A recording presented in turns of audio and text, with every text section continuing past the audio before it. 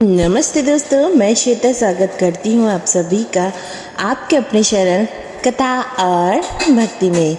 आज आप इस वीडियो में सुनेंगे माँ दशा माता की चौथे दिन की व्रत कथा। सभी बोलो दशा माता की जय, माँ भगवती की जय। एक साहूकार था, उसके परिवार में 5 पुत्र थे। उनकी बहुएं तथा एक पुत्री थी। पुत्री का विवाह हो चुका था, परंतु उसका गौना नहीं हुआ था। इस कारण वह भी अपने माता पिता के घर में ही रहती थी। एक दिन साहूकार की पत्नी दशा माता का डोरा ले रही थी। उसकी बहुओं ने भी डोरे लिए। बहुओं ने अपनी सास से पूछा, क्या ननद जी के लिए भी डोरा लेना है? सास ने कहा हाँ। इस पर बहुओं ने कहा कि उनकी तो विदाई ही नहीं हुई है। यदि व्रत से पहले ही विदा हो गई तब क्या होगा? सास ने उत्तर दिया, मैं व्रत का सारा सामान साथ में रख दूंगी, वह अपने ससुराल में पूजा कर लेगी। ऐसा ही हुआ। उसके ससुराल से लेने उसका पति आ गया। माँ ने बेटी को विधि पूर्वक विदा किया और उसकी पालकी में पूजा का सारा सामान भी रख दिया। लड़की जब अपने ससुराल पहुंची तो उसे घर के आंगन में गलीचा बिछाकर बैठाया गया। आस पड़ोस की महिलाएं आईं बहू को देखने के लिए। सब उसकी सुंदरता और गहने कपड़ों की तारीफ करने लगी। किसी की निगाह उसके गले में बंधे डोरे पर पड़ गई। वह बोली, बहू की माँ बड़ी टोटके वाली है। सबकी निगाहें उसकी बात सुनकर उसके गले में पड़े डोरे पर पड़ गई। तभी सभी स्त्रियां डोरे के बारे में अपनी अपनी राय प्रकट करने लगी।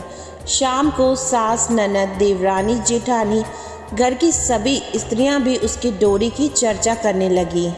सब डोरे की निंदा कर रही थी। सुबह से लेकर शाम तक डोरे के बारे में सुनते सुनते बहू का दिमाग खराब हो गया था। उसने डोरे को गले से उतार कर जलते हुए अग्नि में डाल दिया। डोरे के जलते ही सारे घर में आग लग गई। घर में रखा सब धन धान जलकर राख हो गया। सब आदमी अपने प्राण बचाकर घर से भागने लगे। अब घर में केवल नई बहू और उसका पति रह गया। बाकी सब भाग गए थे। घर का सारा सामान जल गया था। घर में अब न खाने को अन्न था और न ही पहनने के लिए वस्त्र बचे थे। इसीलिए दोनों पति पत्नी गांव छोड़कर रोजगार खोजने चल दिए। चलते चलते वे उसी गांव में पहुंच गए जहां की वह लड़की थी। लड़की ने अपने पति से कहा, तुम यहाँ बाड़ झोंको और मैं कोई काम ढूंढती हूँ। पत्नी का कहना मानकर वह भाड़ झोंकने लगा और वह स्वयं एक कुएं पर जा बैठ गई। उस कुएं पर सारे गांव की स्त्रियां पानी भरने आया करती थीं। उस लड़की की भाभियां उस कुएं पर पानी भरने आईं, परंतु उन्होंने अपनी ननद को नहीं पहचाना। वे उससे बोली, तुम तो किसी भले घर की लड़की मालूम होती हो, कुछ काम करना चाहिए तो बोलो। लड़की बोली, काम तो करूँगी परंतु कोई नीच काम नहीं करूँगी। बड़ी भाभी बोली, हमारी ननद ससुराल चली गई है, तुम हमारे बच्चों की देखभाल करती रहना और हमारे घर से सीधा लेकर अपना भोजन बना लिया करना। लड़की इस काम के लिए राजी हो गई।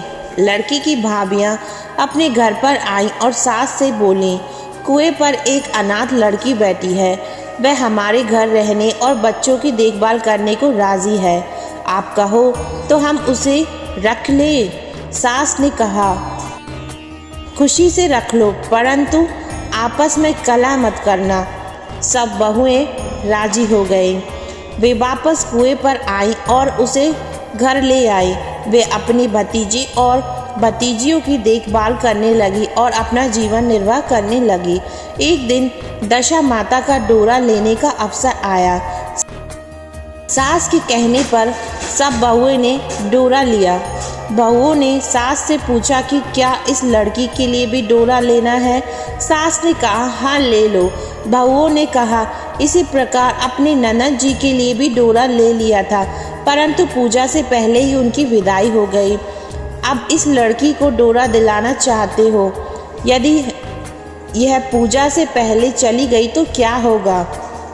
सास बोली तुम्हारी ननद ने अपने घर जाकर पूजा की होगी, वह लड़की पूजा होने तक इसी घर में रहेगी तो अपने आप पूजा में शामिल हो जाएगी, और यदि कहीं चली गई तो वह अपने आप ही पूजा कर लेगी। सर्वसम्मति से लड़की ने भी दशा माता का डोरा ले लिया। 9 दिन तक वह दशा माता की कहानी तथा व्रत पूजन में शामिल होती रही। 10वें दिन लड़की की माता ने बहुओं को सर से स्नान कराया और घर में चौका लगाया तथा पूजन की तैयारी करने लगी। लड़की बहुओं से बोली यदि कोई पुराना कपड़ा मिल जाए तो मैं स्नान कर लूं। बहुओं ने अपनी सास से पूछा, अपनी ननद की साड़ी उस लड़की को दे दी। अपनी पुरानी साड़ी लेकर वह स्नान करने लगी। उसने सर से स्नान करके साड़ी पहनी और घर आ गई। घर पर पूजा आरंभ हो गई। वह जैसे ही पूजा के पास आकर बैठी तो बहुओं ने कहा यह तो हमारी ननद जैसी लगती है।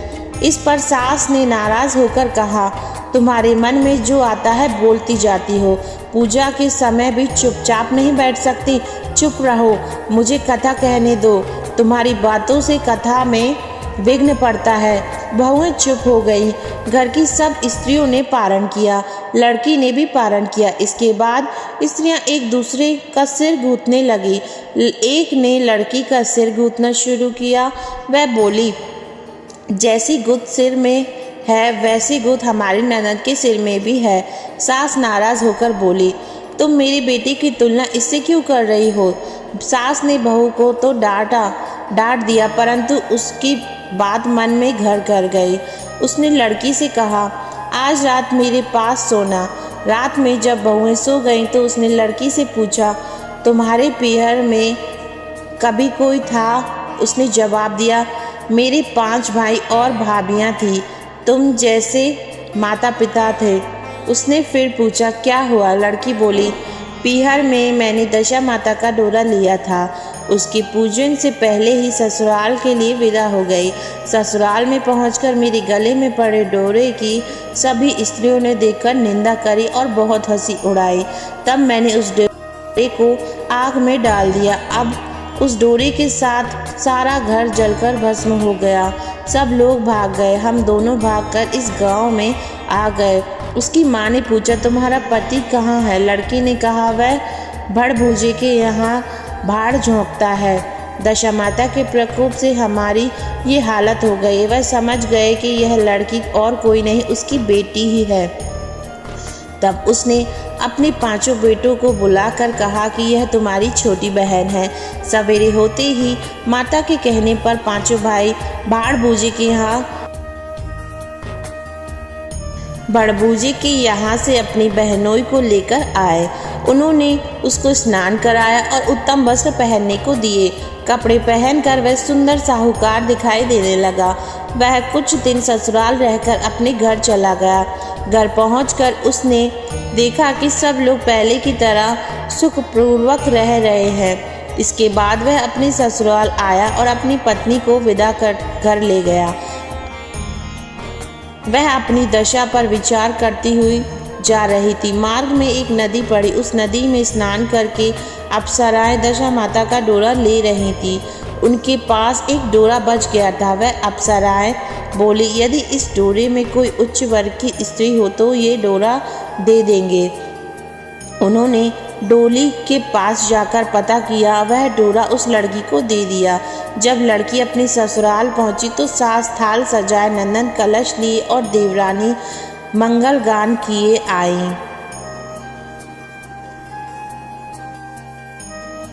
आई और उनका स्वागत करने खड़ी हो गई। नेक दस्तूर हो जाने के बाद लड़की को आसन पर बैठाया। आसन पर बैठने के बाद लड़की ने कहा, आप लोगों ने पहली बार दशा माता के डोरे के लिए अपशब्द कहे थे, जिसका फल ये हुआ कि घर के सब लोग बिछुड़ गए तथा घर का धन धान्य जलकर नष्ट हो गया। बड़ी मुसीबतें उठाने के बाद जब अच्छे दिन आए हैं, अब आप में से कोई भी अब दशा माता के डोरे की निंदा भूल कर भी न करना। जब मेरा व्रत हो तब सब श्रद्धापूर्वक पूजा करें। सब ने खुशी खुशी उसकी बात मानी। 9 दिन तक व्रत चलता रहा। 10वें दिन विधि पूर्वक डोरी की पूजा की गई। 7 सुहागनियों को न्योता दिया गया। उनका श्रृंगार करके आंचल भरा। इस प्रकार दशा माता का पूजन संपन्न हुआ।